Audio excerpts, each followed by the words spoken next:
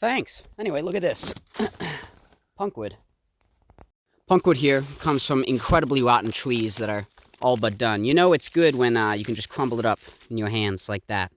This stuff will hold a spark for a long time, and you can blow it into something a lot more combustible and start a fire with it. It's kind of handy. It's also fun to beat up like that. Next up we got fatwood, which comes from similarly dead trees where the sap has collected in the end of the branch right there. Really sap-dense wood. You're going to want to saw the piece off as far back as you can, and you'll know it's probably good when it takes a long time to saw. That's a pretty good piece. You can smell the sap right on it. See that darker color? That's the stuff you're looking for. Fatwood can be ground down to shavings and catch a spark really easily, but it's also very sap-dense wood that burns for a very long time if you're looking for something to keep you warm. Next up we have birch bark here. Birch bark here is the naturally oily bark off a birch tree. Don't peel it off while it's alive, you'll kill the tree, but dead ones, they're real easy to harvest. Break them down, shave them down. They catch a spark real easy, but also just a lighter. They burn really well. It's a really good starter for fires. Balsam, once it's dead, great firewood, especially the branches. It's a great starter after your birch bark.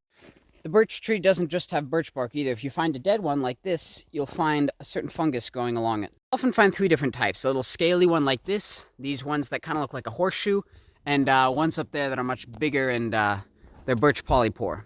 What you want is this one, shaped like a horseshoe. It's commonly called horseshoe fungus. It's also known as tinder fungus because a little chunk like this will smolder forever. In fact, I'm pretty sure native groups used to use these things to transport fires because with a whole mushroom, you could probably get it to last like 2 or 3 hours.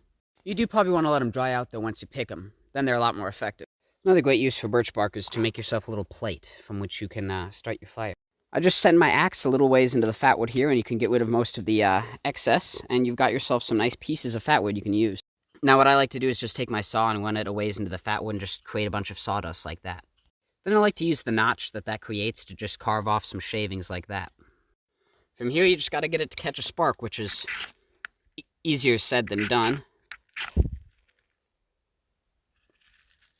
And just add some of the shavings. And from here it'll burn on its own. You can add whatever you want. Fatwood's a nice starter.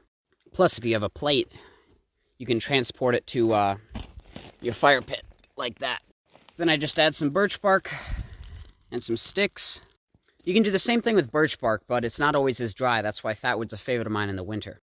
You can use your excess fatwood, split it and throw it on the fire, and it'll burn for a long time.